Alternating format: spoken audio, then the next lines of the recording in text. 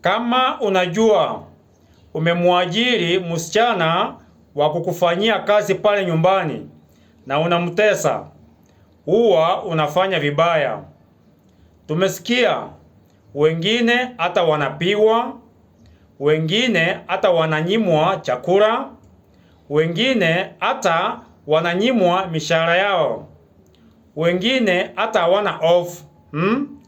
Kwa hivyo nyinyi ambao mnaofanya hivi huwa mnafanya vibaya.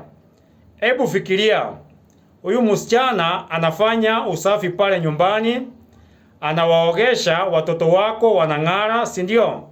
Alafu wewe anakupikia chakula, unakula, unaenda kazini. Alafu unarudi jioni, unapata kazi za nyumba siko sawa. Alafu wewe unamtesa.